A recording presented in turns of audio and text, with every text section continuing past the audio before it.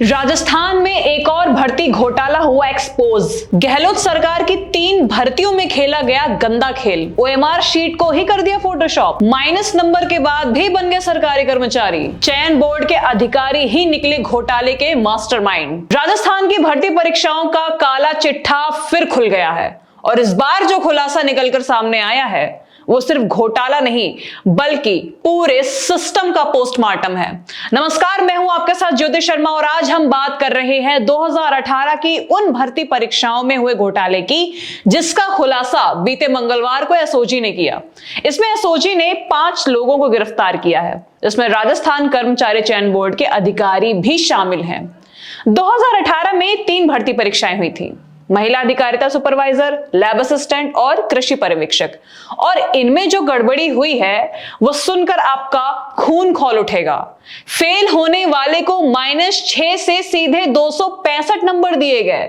जिसे सिर्फ 2 अंक मिलने थे उसे 206 पर पहुंचा दिया गया और 9 नंबर वाले को 259 नंबर दे दिए गए, 11 वाले को 159 और इस तरह से 38 लोगों के नंबर अर्श से फर्श तक पहुंचाए गए। और इन 38 लोगों को फर्जी तरीके से पास करवाने का पूरा खेल रचा गया ओएमआर शीट की स्कैनिंग और डेटा प्रोसेसिंग में सेटिंग करके। अब एसओजी ने सीधे उस गिरोह को पकड़ा है जो ओएमआर शीट को फोटोशॉप से एडिट कर रहा था, फेल लोगों को टॉपर बना रहा था। और ये काम कर कौन रहा था? इसका जवाब सुनकर आप अपने आपे से बाहर आ सकते हैं। आपका प्रतिष्ठित चयन बोर्ड और संस्थानों से विश्वास तक उठ सकता है, क्योंकि इस पूरे घोटाले में कोई और नहीं बल्कि खुद राजस्थान कर्मचारी चयन बोर्ड का उपनिदेशक और सिस्टम एनालिस्ट संजय माथुर शामिल था। ये वही बोर्ड है जो भर्ती परीक्षाओं का आयोजन करती है और अभ्यर्थियों का चयन करती है। वहीं संजय माथुर के साथ बोर्ड के programmer Praveen Gangwal, outsource firm में काम करने वाले शादान खान, विनोद गौड़ और अभ्यर्थी पूनम माथुर को गिरफ्तार किया है। मतलब वो सिस्टम जो अभ्यर्थियों का चयन करता है वही सिस्टम चुनिंदा लोगों को सिलेक्ट कर रहा था। यहां आपको यह भी जानना जरूरी है कि यूपीएससीएफ पहले ही 2019 में इन परीक्षाओं को लेकर के 2 दलालों को पकड़ चुकी थी।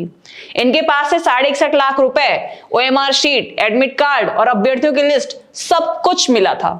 इस गिरोह ने हर एक कैंडिडेट से 5 लाख रुपए लिए थे और ओएमआर शीट में सही जवाब फोटोशॉप करके भर दिए थे।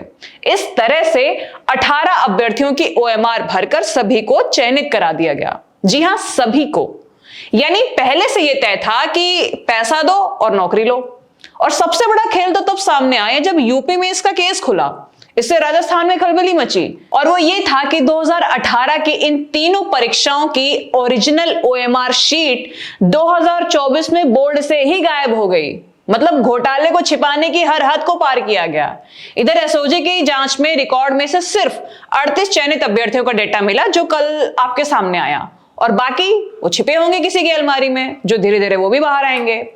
यहां आपको यह भी पता होना चाहिए कि इन परीक्षाओं के लिए 9,40,000 युवाओं ने आवेदन किया। ये कोई छोटी मोटी संख्या नहीं है, एक बहुत बड़ा आंकड़ा है। ये सोचकर कि उनकी मेहनत, उनके माँ बाप का सपना ये अभ्यर्थी पूरा कर पाएंगे, उन्हें वो हर खुशी दे पाएंगे, लेकिन उनके सपने को इस घोटालेबाज सिस्टम ने दफन कर दिया। ये सारी भर्तियां कांग्रेस की सरकार के दौरान हुई, इसलिए अब इस बात पर भी बहस छिड़ी हुई है कि कांग्रेस सरकार में इतने सारे घोटाले कैसे हो गए। इसे लेकर शिक्षा मंत्री मदन दिलावर ने तो खुले तौर पर यह कह दिया कि कांग्रेस शासन में यह भर्ती घोटाला हुआ और अपराधी जल्द जेल में होंगे। तो दिलावर के इस बयान पर भी कांग्रेस का पलटवार आया।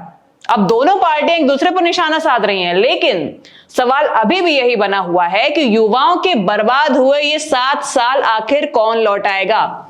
इधर एसआई भर्ती को लेकर भी राजस्थान हाईकोर्ट ने एसओजी की रिपोर्ट लीक होने पर सवाल खड़े किए हैं। हाईकोर्ट ने पूछा कि एसओजी की सीक्रेट रिपोर्ट आखिर बाहर कैसे लीक हो गई। हाईकोर्ट ने यहां तक कह दिया कि क्या एसओजी ऑफिस भी कॉम्प्रोमाइज हो गया है। अब कोर्ट ने एसओजी एडीजी विशाल बंसल से 2 फरवरी तक इस सवाल पर जवाब पेश करने को कहा है। अब इन सब परिदृश्य को देखते हुए लोगों में नाराजगी देखने को मिल रही है। सोशल मीडिया हो या बाहर की असली दुनिया, हर कोई ये सवाल पूछ रहा है कि राजस्थान में भर्ती का खेल ऐसा है कि साल बदलते रहते हैं लेकिन घोटाले नहीं बदलते। फेल टॉपर बने जा रहे हैं, मेहनतकश अभ्यर्थी बेरोजगार रह जा रहे हैं। वो सवाल पूछ रहे हैं कि ये सिस्टम आखिर बदलेगा कब कब बिना किसी घोटाले के भर्ती परीक्षाएं हो पाएंगी और योग्य उम्मीदवार के सपने पूरे हो पाएंगे? अपने जवाब हमें कमेंट्स में दीजिए। नमस्कार।